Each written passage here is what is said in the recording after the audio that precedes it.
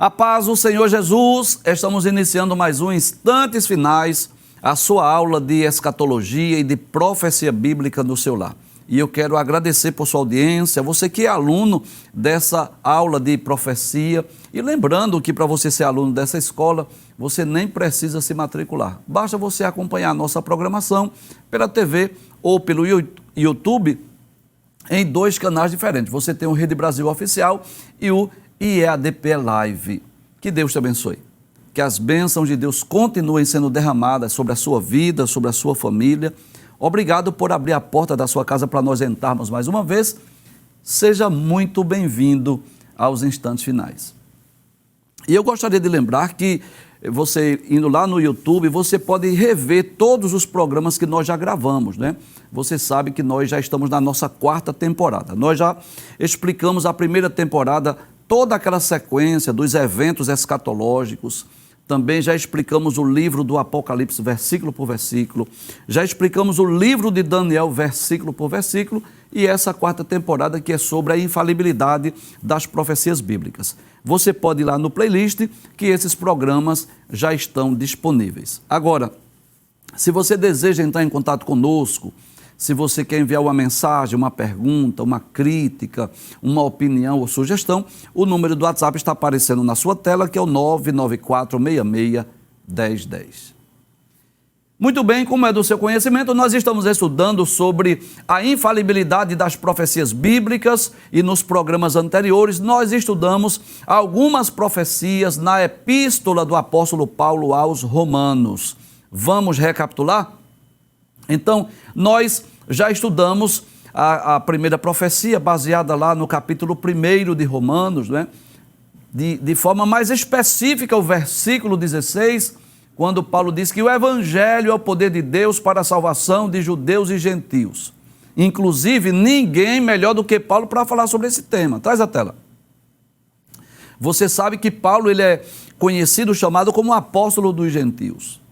Apesar de ter pregado também para judeus e ter presenciado a conversão de muitos judeus, mas ele destacou-se nas suas viagens missionárias, pregando para os gentios, e ninguém melhor do que ele para dizer que o Evangelho é o poder de Deus para salvar não só os judeus, mas também os gregos ou os gentios.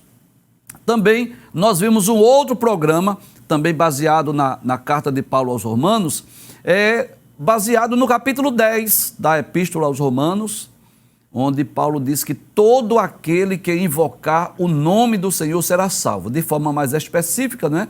No versículo de número 13, mas nós estudamos os 17 versículos. E nós vimos, nós falamos nesse programa, inclusive, traz a tela, por favor, sobre a necessidade, a importância da evangelização. Você lembra disso?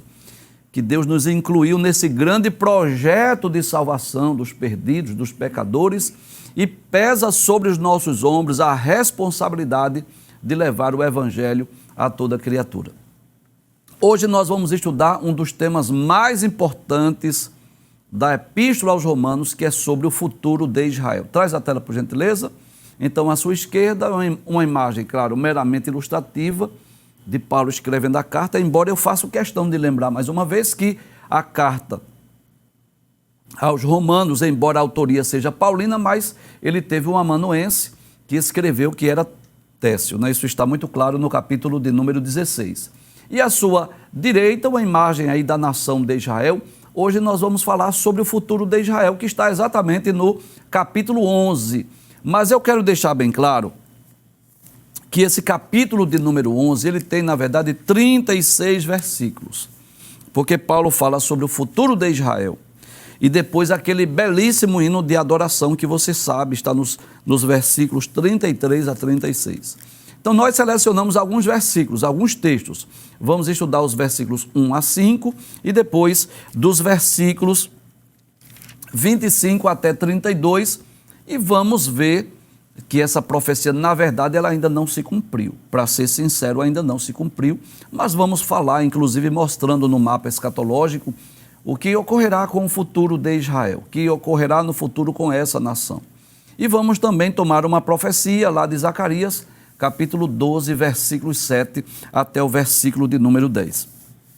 Mas antes de nós comentarmos sobre esta esse tema, esse assunto tão importante, o futuro de Israel, eu gostaria de mais uma vez trazer a vossa lembrança da importância desse povo, da importância dessa nação nos projetos de Deus. Eu posso dizer que Israel ocupa uma posição estratégica no que diz respeito ao plano de Deus para a humanidade. Você sabe disso, que depois que o homem pecou, tornou-se destituído da glória de Deus. Então Deus coloca em prática o plano da redenção. Claro que ele já havia planejado antes mesmo de ter criado todas as coisas. E a nação de Israel vai ocupar um destaque especial nesse projeto de salvação. Você vai perceber, lendo a Bíblia Sagrada, que do capítulo 1 até o capítulo de número 11, que Deus não trata com nenhuma nação específica, mas a partir do capítulo 12 de Gênesis, Deus chama Abrão, Deus faz algumas exigências a Abrão para que ele saísse da sua terra, da sua parentela, da casa do seu pai, e ele fosse para uma terra que Deus ainda iria lhe mostrar. E Deus fez algumas promessas a Abrão. Deus disse que iria abençoá-lo, que iria engrandecer o seu nome, que ele seria uma bênção, que através de Abraão Deus faria uma grande nação. Deus disse: eu vou abençoar quem te abençoar, eu vou amaldiçoar quem te amaldiçoar, e em ti serão benditas todas as famílias da terra. Então, através da semente, da descendência de Abraão, Deus forma uma grande e poderosa nação, que é a nação de Israel. E você sabe, mas eu quero só relembrar para que você nunca esqueça disso. Deus tem ao menos 3 grandes propósitos quando chama Abrão, quando escolhe essa nação. Primeiro, Deus desejava, através dessa nação, fazer-se conhecido no mundo. Israel deveria ser luz para os gentios, para outras nações. Assim como Deus ficou conhecido lá em Nínive, através de Jonas, assim como Deus ficou conhecido, se tornou conhecido lá em Babilônia, através de Daniel e seus amigos, o desejo de Deus era fazer-se conhecido no mundo inteiro. O segundo propósito era que, através da nação de Israel, ele nos desse as Escrituras. Foi deste povo, foi dessa nação que Deus levantou cerca de 40 escritores para escrever as Sagradas Escrituras. E os hebreus, o povo de Israel, foi o responsável não só para escrever as Escrituras, mas para preservá-la, não é? Para que pudesse fazer as primeiras cópias desse livro, para que fizesse as primeiras traduções, enfim. Então, Deus desejava nos dar a sua palavra e escolheu essa nação para que, através do povo hebreu, do povo de Israel, a Bíblia pudesse chegar em nossas mãos. Mas o terceiro, maior e grande objetivo da chamada de Abrão e da escolha da nação de Israel era exatamente enviar o Messias, o Cristo, o Salvador do mundo. Inclusive, Deus dá a lei através de Moisés, exatamente para que o povo entendesse que era preciso que Jesus viesse ao mundo, o Cordeiro de Deus, para dar a vida por nós, para que nós pudéssemos ser salvos. E você sabe disso, todo o Antigo Testamento gira em torno desse agir de Deus na vida do povo de Israel. Era através desse povo, dessa nação, que Deus se manifestava ao mundo. Foi dessa nação que Deus escolheu os juízes, os reis, os profetas, os sacerdotes, os anciãos, a liderança política, religiosa de Israel. Mas você sabe que a história de Israel foi marcada por grandes fracassos, grandes quedas, pecados, períodos de apostasia. O pecado da murmuração, da incredulidade, da idolatria, fez com que este povo muitas vezes fosse invadido por outras nações e até mesmo levado para outras nações, como ocorreu por volta do ano 722 a.C., quando a Assíria levou as 10 tribos, o reino do norte, para as suas terras e trouxe pessoas de outras nações para habitar em Samaria. Isso ocorreu também do ano 606 a 586 a.C., quando Nabucodonosor invadiu o reino do sul, levando o povo de Judá para a Babilônia. Então você sabe disso, que a história de Israel é marcada por muitas guerras, conflitos, invasões estrangeiras, muitas dispersões, exatamente porque Israel falhou no grande projeto que Deus tinha para esse povo. E a maior falha, o maior pecado, foi o fato de eles rejeitarem o Messias. João deixa isso bem claro, capítulo 1, versículo 11. João diz que Jesus veio para o que era seu e os seus não o receberam. E nós percebemos que houve a necessidade, então, claro que isso não foi um projeto de última hora, eu quero deixar bem claro isso, mas houve a necessidade de Cristo instituir a igreja, fundar a igreja, para que a igreja pudesse dar continuidade a esse projeto de Deus, levando a mensagem de salvação a todos os povos, a todas as línguas, a todas as nações. Mas diante deste cenário, diante desse contexto, a pergunta é: como será o futuro de Israel? Já que nós olhamos para a humanidade agora, tanto olhando Israel como uma nação, mas também olhando a igreja como povo de Deus, como corpo de Cristo. E hoje, você sabe disso, no Antigo Testamento, Deus se manifestava ao mundo através da nação de Israel. Hoje, Deus se manifesta ao mundo através da igreja. Mas a pergunta é: será que Deus abandonou Israel? Será que Deus rejeitou Israel? Quais são os projetos, os propósitos futuros para a nação de Israel? O que é que Paulo falou sobre isso? Então, Paulo, o Espírito Santo se utiliza de Paulo para falar exatamente sobre esse tema tão importante, tão relevante, que é sobre o futuro de Israel. E ninguém melhor do que o apóstolo Paulo para falar sobre esse tema. E é exatamente no capítulo 11 da Epístola aos Romanos que Paulo vai tratar desse tema, e nós vamos selecionar alguns versículos para estudar sobre esse tema que eu considero muito importante, principalmente nesse cenário profético, nesse cenário escatológico. O que é que a Bíblia diz sobre o futuro de Israel? Abre a tela, por gentileza, Romanos capítulo 11, versículo 1. Aí Paulo diz assim: digo, pois, porventura rejeitou Deus o seu povo, e o seu povo aí está se referindo a quem? Ao povo judeu, a nação de Israel. Será que Deus rejeitou, abandonou? Aí o mesmo Paulo responde: de modo nenhum. Traz a tela, por favor. Então é bom nós lembrarmos isso. Deixa eu fazer uso aqui de uma ilustração para que você possa entender. Quando Israel falha no sentido de não receber Jesus como Messias, no sentido de não crer que Jesus era o Cristo, o Salvador do mundo, então Jesus institui a igreja. E Deus começa a agir, trabalhar no mundo através da igreja. Você sabe disso. Que tudo que Deus faz hoje, eu diria, quase tudo que Deus faz no mundo, Ele faz hoje através da igreja. Você sabe disso. Então, a pregação do Evangelho através da igreja, a edificação da igreja através da igreja, as missões transculturais é através da igreja, as curas através da igreja, a libertação através da igreja. Você sabe disso. A pergunta é: mas será que Deus abandonou, Deus rejeitou o povo de Israel? Como que diz assim, vocês estão rejeitados, desprezados? Paulo responde: de forma alguma.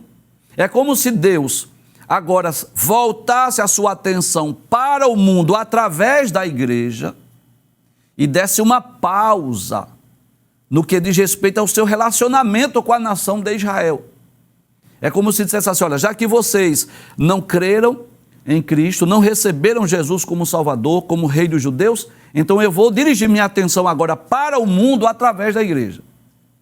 Mas haverá, não tenho dúvida disso, estudando as profecias, estudando a escatologia, nós podemos comprovar isso. Haverá um momento que Deus voltará a sua atenção mais uma vez à nação de Israel. Eu não tenho dúvida disso. E por isso que Paulo pergunta, abre a tela mais uma vez. Ele diz: digo, pois, porventura rejeitou Deus o seu povo? Ou seja, será que Deus rejeitou, abandonou a nação de Israel? Ele responde: de modo algum. É como se ele dissesse assim: nem pense nisso.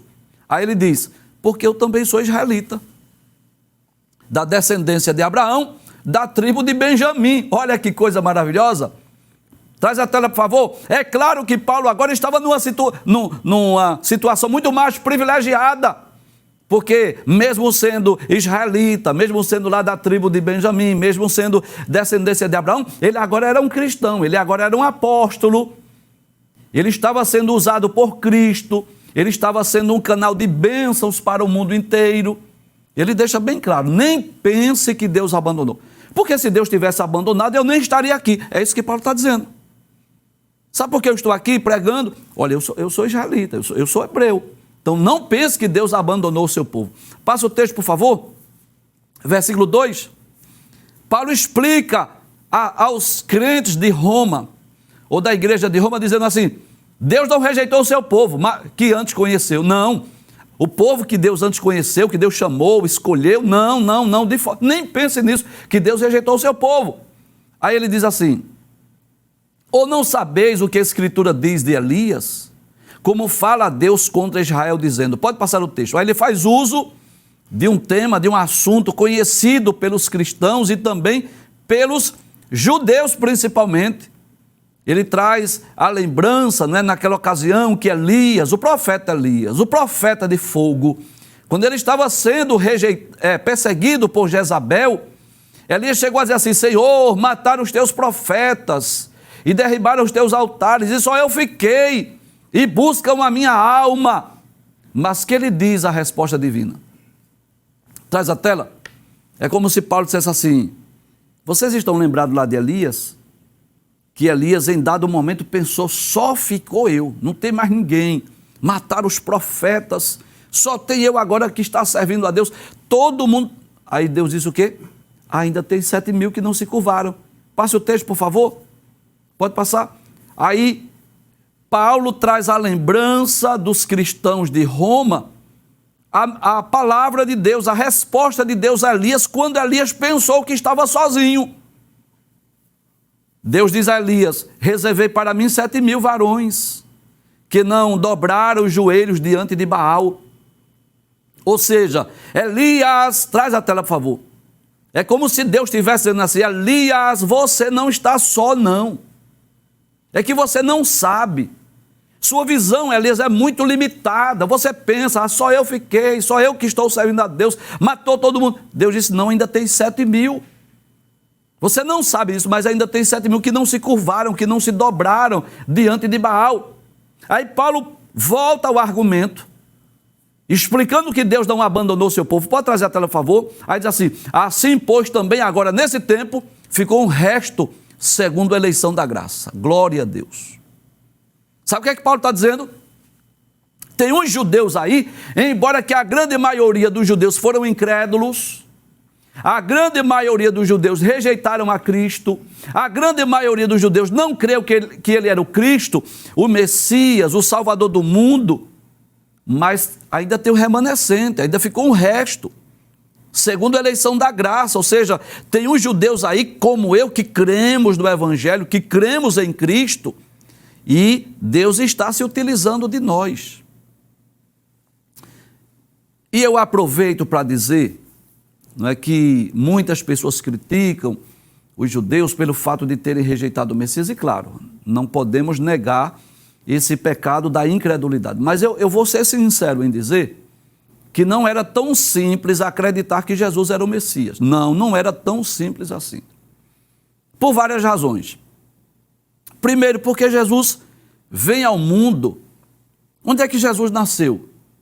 Numa estebaria. Qual foi o primeiro berço que colocaram Jesus? Uma manjedoura. Jesus veio ao mundo, não nasceu num palácio, nasceu num lugar simples, humilde. Ainda na infância teve que fugir lá para o Egito para não ser morto por Herodes. Teve uma vida simples, sendo criado por um simples carpinteiro. Então Jesus não estava no palácio, Jesus não estava entre os nobres, e Jesus está ali, nós vamos perceber que a Bíblia fala pouco sobre a infância de Jesus, só apresenta José e Maria levando ele no templo, né? Ele sendo circuncidado ao 8º dia, depois ele sendo levado ao Egito, volta do Egito quando Herodes havia morrido, e Jesus vai ser educado, criado por José, por Maria. Aí a Bíblia mostra Jesus aos 12 anos, quando ele estava lá no templo, conversando com os doutores da lei, porque a sua sabedoria já chamava a atenção das pessoas. Depois a Bíblia faz um silêncio, dos 12 aos 30, um período de 18 anos de silêncio, que tudo nos leva a crer que durante aqueles 18 anos não houve nada de extraordinário, não houve nada de sobrenatural. Jesus estava em Nazaré da Galileia, ajudando José na carpintaria. De repente, Jesus sai, deixa a sua família, se isola por um período de 40 dias e 40 noites, onde esteve jejuando, orando, sendo tentado pelo diabo. Depois Jesus chama 12 apóstolos, começa a andar nas terras empoeiradas da Galileia, dizendo: eu sou o pão vivo que desceu do céu, dizendo que era o Cristo, o Messias, o Salvador do mundo. A pergunta é, para aquelas pessoas que conheceram Jesus lá de Nazaré, que sabia que ele era o filho de Maria, que ele era filho do carpinteiro, que viram Jesus trabalhando naquela carpintaria, o que era que ia dizer? Não iriam acreditar. Então, por isso que muitos judeus rejeitaram. Agora, claro, vamos olhar pelo outro lado. Se os mestres de Israel, os rabinos, aqueles que tinham as escrituras, aqueles que examinavam as escrituras, e um dos principais temas que eles estudavam era as profecias messiânicas.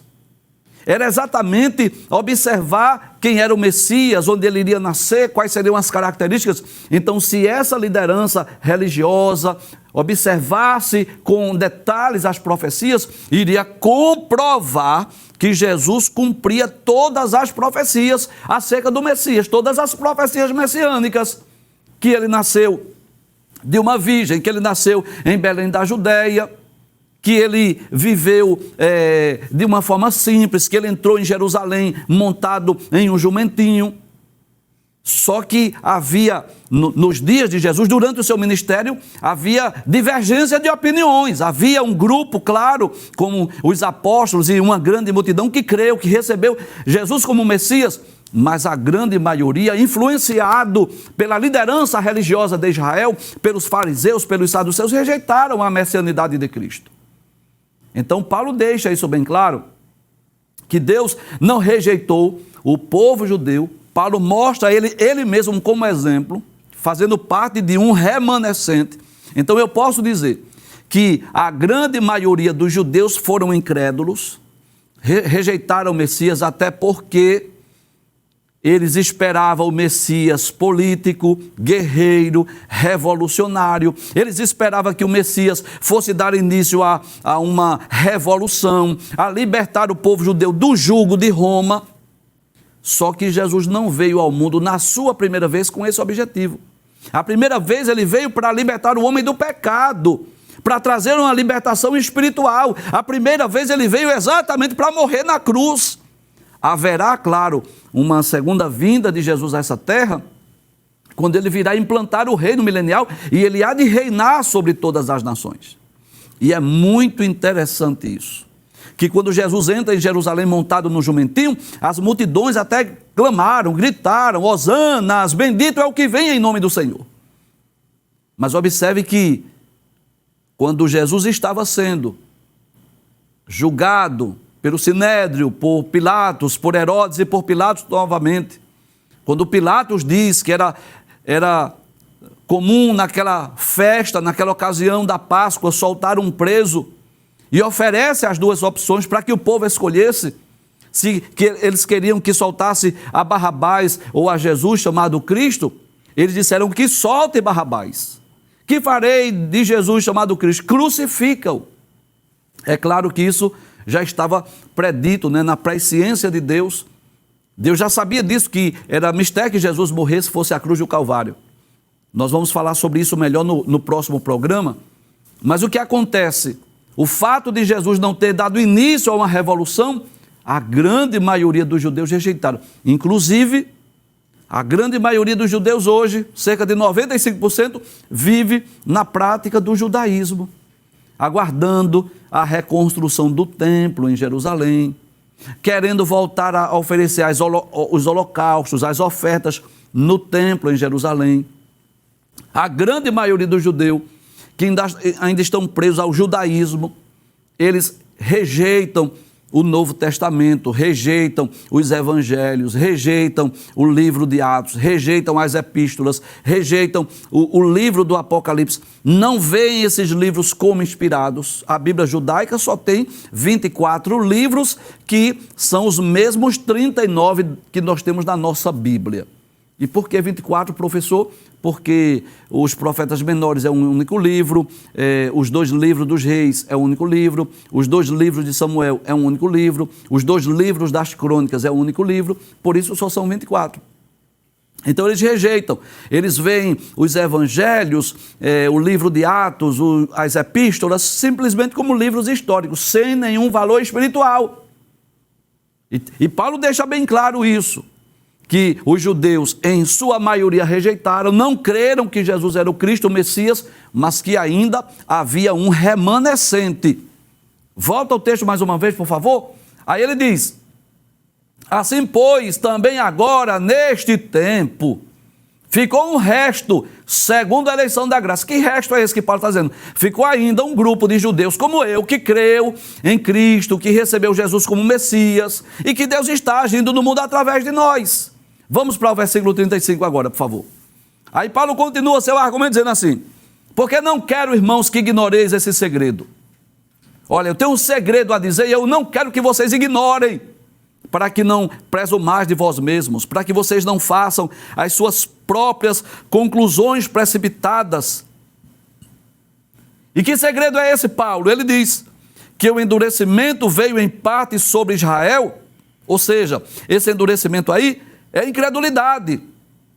Essa incredulidade veio em parte sobre Israel, até que a plenitude dos gentios haja entrado. O que é isso, professor? O fato de Israel haver rejeitado o Messias, começa agora o tempo da plenitude dos judeus, dos gentios, desculpe, Deus voltando a sua atenção para os gentios, agindo no mundo, e os gentios sendo salvos, sendo alcançados, não é? Se convertendo a Cristo, a mensagem do Evangelho se propagando, e os gentios sendo salvos, fazendo parte da igreja, do povo de Deus. Aí Paulo diz assim, volta ao texto mais uma vez.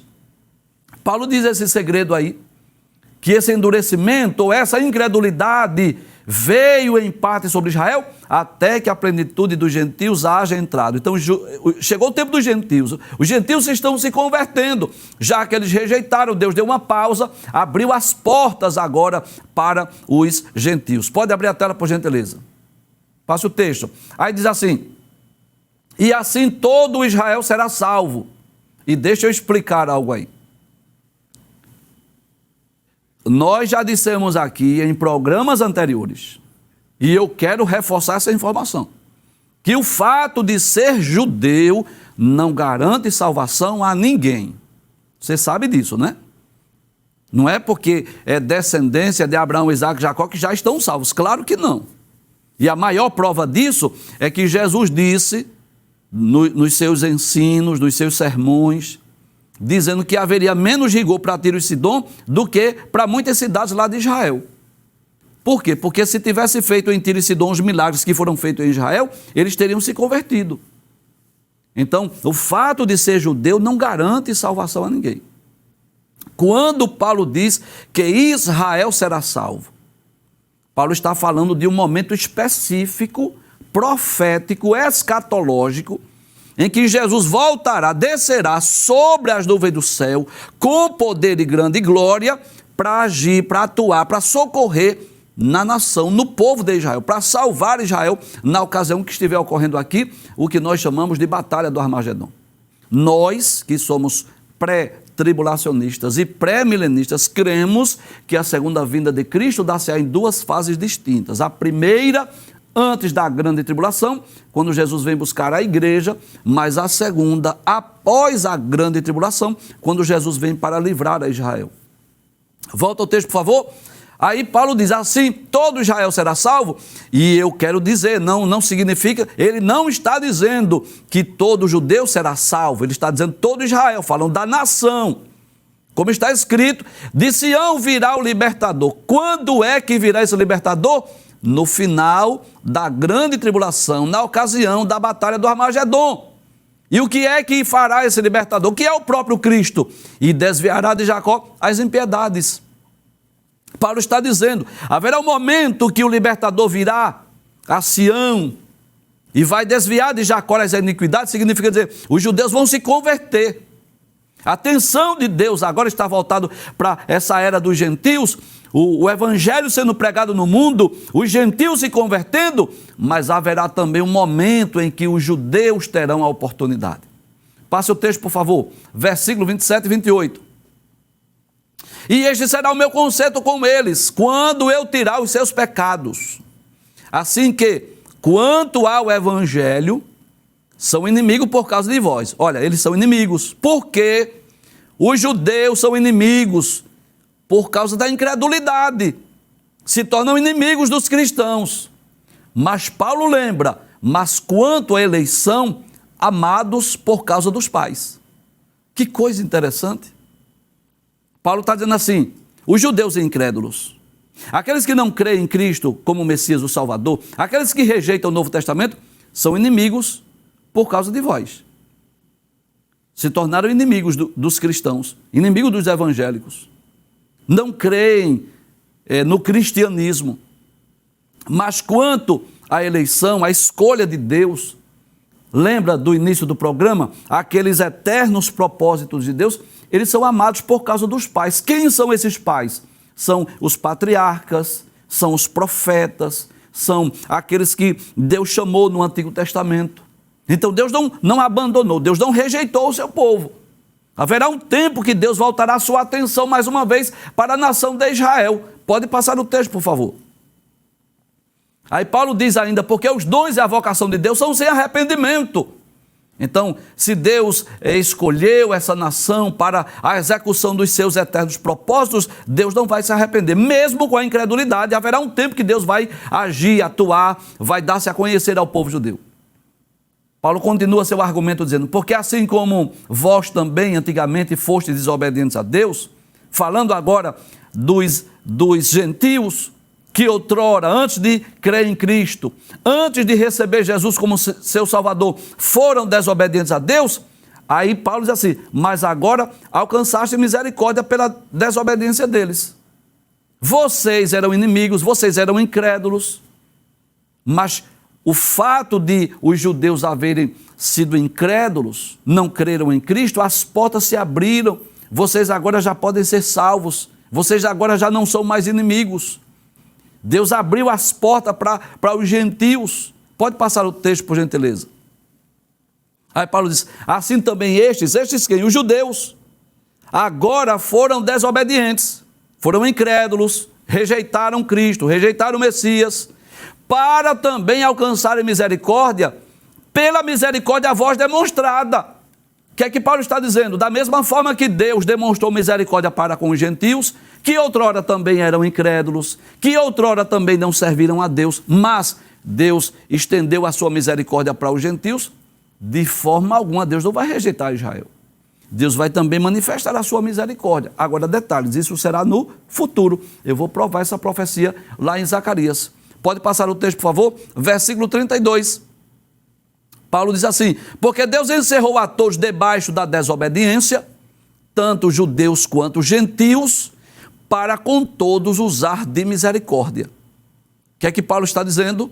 Da mesma forma que Deus demonstrou a sua misericórdia para com os gentios, que através da propagação do evangelho creram em Cristo, se tornaram família de Deus, se tornaram povo de Deus, alcançaram a misericórdia, mesmo outrora sendo desobedientes, haverá também um momento em que Deus vai agir. Deus vai atuar na vida de Israel. Deus vai dar oportunidade para que eles possam se converter. E quando é, professor, que vai ocorrer essa conversão de Israel? Exatamente durante o período da grande tribulação. Nós já gravamos alguns programas para falar sobre a grande tribulação e nós dissemos que há ao menos 3 grandes propósitos da grande tribulação. Primeiro é para castigar os ímpios, os incrédulos, os pecadores. Não tenho dúvida disso. O período da grande tribulação é o período da ira de Deus sobre a humanidade incrédula, sobre os perdidos, os pecadores. Segundo, a grande tribulação também tem esse objetivo de tratar com o povo judeu, fazer com que o povo judeu reconheça Jesus como Messias. Isso está muito claro na profecia de Zacarias. E o terceiro e grande objetivo da grande tribulação é pôr fim aos governos humanos, porque é exatamente na vinda de Jesus, quando Jesus voltar sobre as nuvens do céu com poder e grande glória, que ele vai dar fim ao governo do anticristo e nunca mais o governo do mundo passará a mãos humanas, a seres humanos, porque Cristo irá reinar pelo século dos séculos. Então, um dos grandes objetivos da grande tribulação é tratar com o povo de Israel. Isso está muito claro na profecia de Zacarias. Abre a tela, por gentileza. Zacarias capítulo 12, versículo 7 a 10. Deus se utiliza de Zacarias dizendo assim: e o Senhor primeiramente salvará as tendas de Judá. O que são as tendas de Judá?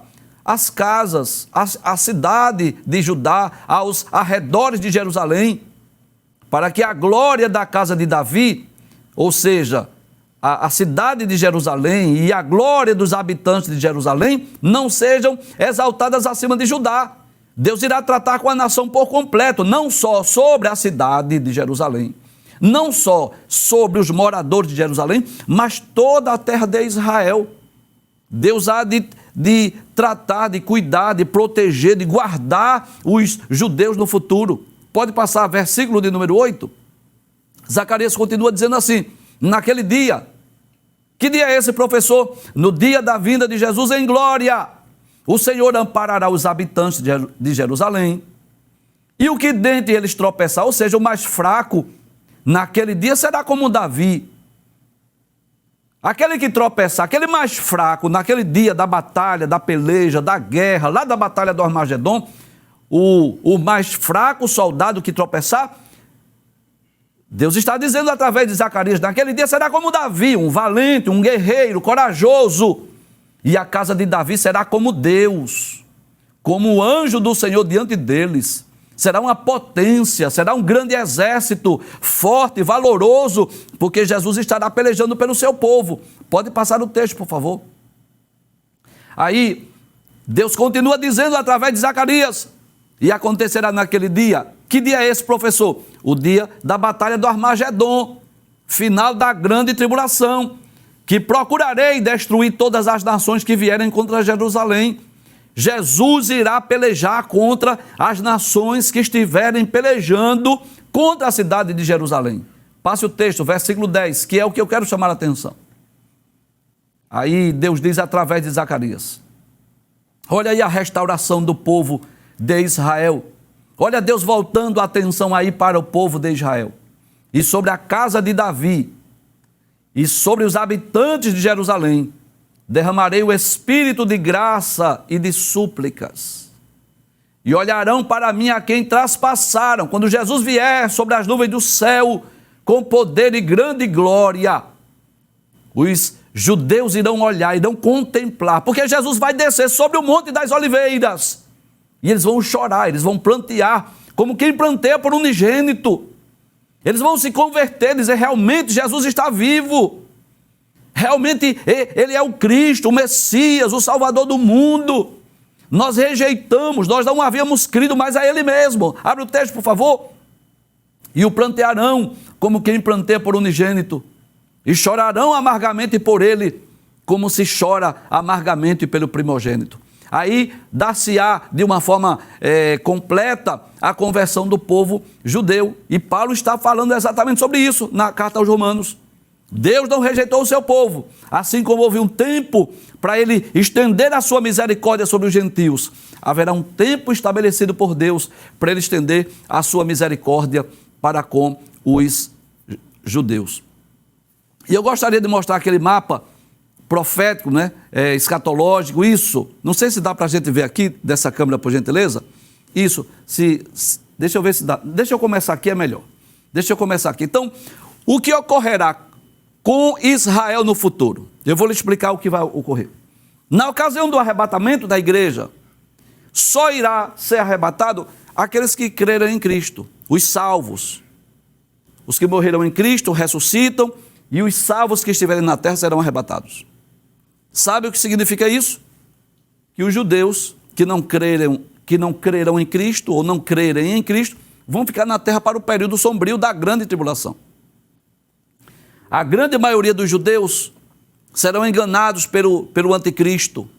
Vão pensar que o anticristo é o Messias, porque no início da grande tribulação haverá uma falsa paz. Só que no meio da grande tribulação, o que vai acontecer? O anticristo rompe o pacto com Israel. Na segunda metade da grande tribulação, o que é que o anticristo vai fazer? Vai profanar o templo, vai se sentar lá no templo querendo parecer Deus. Os judeus nessa segunda metade, de forma mais específica, que os judeus vão dizer, esse não é o Cristo, esse não é o Messias. E eles vão começar a crer que realmente o Messias é aquele que os seus pais mataram no passado. Nessa câmera, por favor. Então, será nessa ocasião da vinda de Jesus em glória, quando Jesus descer sobre as nuvens do céu com poder e grande glória, que os judeus vão crer no Messias, vão se converter a Cristo. E Jesus desce sobre as nuvens do céu com poder e grande glória para implantar, julga as nações e implanta o seu reino milenial. Então os judeus terão privilégio, depois dessa batalha do Armagedon, quando Cristo vier sobre as nuvens do céu com poder e grande glória, livra Israel, e os judeus terão a oportunidade, o privilégio de poderem desfrutar do milênio, Cristo reinando na terra. É nesse período que os judeus desfrutarão do maior privilégio, onde as promessas acerca do milênio vão se cumprir na história do povo judeu. Inclusive, Deus vai trazer os judeus que estão espalhados de várias partes do mundo, voltarão à sua pátria, voltarão à sua terra e viverão em paz, porque Jesus, o Cristo, o Messias, o Salvador do mundo, o Rei dos judeus, estará habitando aqui na terra. Aqueles que morrerem durante o milênio hão de ressuscitar no juízo final e habitarão na Nova Jerusalém, que é exatamente o projeto de Deus para o povo judeu, para a nação de Israel. Então posso dizer, sem medo de errar, que Paulo estava falando exatamente sobre essa promessa futura, essa esperança futura para Israel. Paulo está dizendo, Deus não rejeitou o seu povo. Haverá um tempo, haverá um dia que Jesus voltará em socorro do seu povo, em socorro do povo de Israel, e eles hão de se converter. E é nisso que nós cremos. É claro que essa é uma profecia que ainda não se cumpriu, mas que terá o seu cumprimento em um futuro próximo.